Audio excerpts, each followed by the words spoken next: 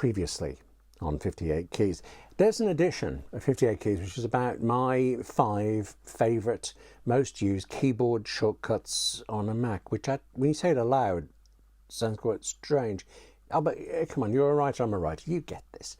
These keyboard shortcuts are the sort of things that they both speed up your writing, speed up your work, and they keep us focused as well. Always, instead of breaking off from a great sentence you're writing to move the mouse or find the button to click or whatever, instead we press a couple of keys on the keyboard and we make our Macs dance. I think that might sound a bit silly, but once you've done this, oh, you are going to be with me, promise you. Look, okay, I already have this list, right, of this 58 keys list of my top 5, and I will link that in the descriptions below, but I want to tell you more. You have actually asked for more. Let me give you 5 more. And it's not 5 more that are less, 5 that aren't really as good. 5, yeah, it also actually, in fact, it's 5-ish, 5 plus. I am starting to wonder if I can actually count. Here's the thing. Oh, no, sorry, wait. Hello, I'm William Gallagher, and this is 58 Keys, which, as ever, as always, is for writers like you and me who write on Macs and iPhones and iPads. Do subscribe, because there's so much to cover, and every bit of it means we can put off writing, doesn't it? Work with me on this one. When we do, get around to writing on our Macs, we want to get going quickly. We probably want to or enjoy using many apps, and when we do, we don't want them getting in the way of the work. We want to be able to use them and get out. These 5 keyboard shortcuts, they're all about getting in fast, getting out just as quickly, and about taking screenshots. All right, that one's a bit left field, but when you know the many ways to take a copy of your whole screen, to select just the image you want of a website, or to record your screen, actually to video record your screen to show someone what button they need to press instead of bothering you all the time, you'll like this. Yeah, okay, right, we'll build to that one, we'll build to it. So you've got an app open with so many documents that it's distracting you. When you've got a lot of apps doing that, you can hide all of the other ones, hide the ones except the one you're using. But if you do then try to hide that current app, you hide all of it. And what you want is just the front document for it. There isn't, unless you know better, a way to get rid of every document except this one, please. But you can click in any document window and tap Command M. That minimizes that particular document, takes it away from your face and puts it in your dock. Except there's one a little bit more to this. I only recently found this out, but it's changed how I use this. If you do Command M, usually it minimizes the document into the dock, and that means you can end up with a lot of documents in there, just a whole row of them, and I'm not convinced that's an awful lot of use. When I want a document back, I want to carry working on something, I have to go along every icon and hover over it till the name appears. So I don't really. I just go to the window menu instead and choose from the list. So having those icons arranged across the side of the dock has no practical use to me, and it looks distractingly messy, I think. So you can change it. You can change it so that Command M instead minimizes the document into the application's own icon in the dock. You set this up once. You set it up by going to System Preferences on the Mac, clicking on Dock and Menu Bar, and then ticking Minimize Windows into Application Icon. And then later, if you find you don't like that for any reason, you just go back there and you untick that option. Tucking it away inside the app, I just think that's where I would look automatically for it. And to get it back, you click on the app and it opens up. Rather than hide or minimize document windows, you can just be tidy and close them. Rather than clicking on File, Close, or finding the red traffic light icon, click on that for each single document, you can just do Command W. That's Close Window. I think there's a strong chance you've come across that one, and maybe even by accident, but there's also the slightly less known Option Command W. That closes all windows. Go to an app, or I find this most useful in the Finder, Option Command W closes every window. If you haven't saved a document, it should prompt you first, but please don't test me on that one. Save everything all the time. Command S. Command S is your friend. One thing, actually, I used to find this, I say, most useful in the Finder. That's where I was just using it all the time. By the end of the morning or something, I'd have so many Finder windows open, and I could just dismiss the lot with Option Command W. Loved it.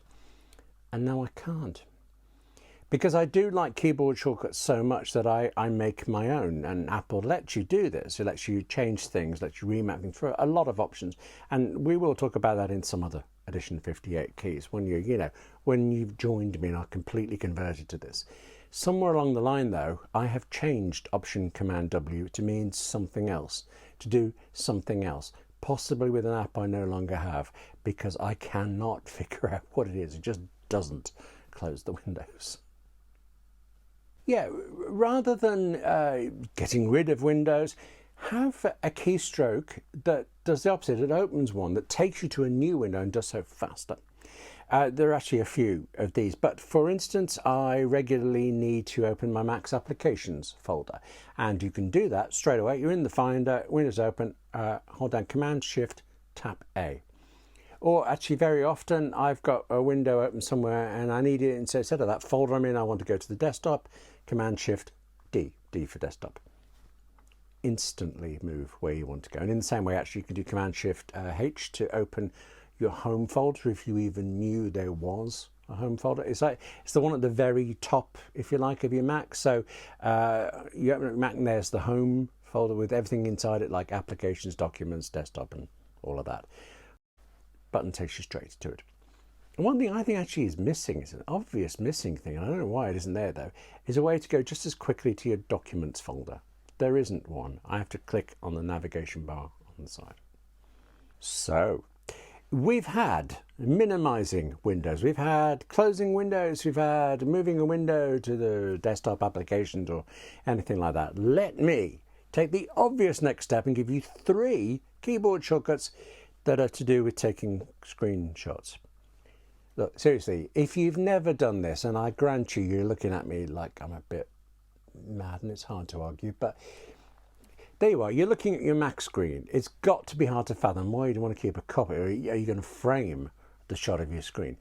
But yeah, I will take a shot of my Mac screen when I want to show you something, when I want to show you a particular button to press on menu option or something like that. Or I've got a problem and I need advice. I can take a screenshot of what's going on, particularly if it's something I just can't quite describe, and then I can email that to Apple, or I can moan about it on Twitter. I can go either way, depends on the day. To take a screen grab of everything on your Mac's monitor right now, hold down Command Shift and press the button 3, the number 3. Done. You'll see a little thumbnail appear in the corner of your Mac screen for a moment, and you can, if you like, click on that and you get some options to edit it, to make annotations and small changes for it, rotate it and things like that. Or you can just let it be. And after a moment the image will be saved to your desktop. But that is your entire screen, and very often, I mean particularly with a wide thing like this, you just want one application, one document, one window, or even really one tiny part of one window. I have an editor, for example, who will regularly take a screen grab of half a paragraph and send it to me with a disappointed look on his face. That might be another issue. Press Command Shift 4, the number 4. Now when you do that, your cursor turns into a crosshair, and you can click and drag across whatever it is you want to take a screenshot of. When you let go, the screenshot is taken. But you can also do this, and this is so handy. Still, again, press Command Shift and the number 4, and then tap the space bar. Now the cursor turns to a crosshair, and then from a crosshair to a camera. Position that over a window you want, hit the return key, and it's done. An image of just that window is saved to your desktop. It's brilliant. If you are thinking right now, okay, you there's Command Shift 3, there's 4 that does this, great, and you can't be bothered. Well, forget all of those and just remember this: Command Shift 5. The button 5 across the top row, by the way, not on the numeric keypad if you've even got one of those. Command Shift 5, and this is actually pretty new. Command Shift 3 and 4, they've been around since half past the dawn of time, but 5 is only a few years old now, and so many people haven't caught it. I found it by mistake. What it does is this: it's one way to offer you all of these options in one go. Press Command Shift 5 and you get a floating toolbar that lets you take a whole screenshot, takes part of a screenshot, or does the same with screen recordings too. Video recordings of your screen, it lets you set also actually where the images get saved when you're done. It doesn't have to be the desktop if you're filling it with your desktop, and it lets you set a time delay. If you're trying to get something fiddly, it's not quite ready, Command Shift 5 is your friend. And this last one, Control Command Spacebar, may also be your friend, but it's not mine. Control Command Spacebar brings up an emoji pane. Press those keys and you can choose from countless emoji icons if you must. I'm not judging. I'm a bit. So yes, I don't think I'll be using that emoji keyboard shortcut today or ever, but I recognise that actually it's a very fast way to get to these emoji if you want to, and that is the point. That is the point of all of these Mac keyboard shortcuts. As different as they all are, they are all fast. They are all fast routes to something that otherwise might take you several steps and mean you searching for things. Just keyboard shortcuts, done. That's it for this edition of 58 Keys. If you want still more keyboard shortcuts, do let me know. I could get really boring on... That was harsh. I mean, fair. Harsh but fair. Thanks for watching, and thank you again to the UK's Arts Council for all their help and probably patience as I talk about keyboard shortcuts now I think about it. Thank you for watching. Take care of yourself. Let's both write some more, okay? And I'll see you soon.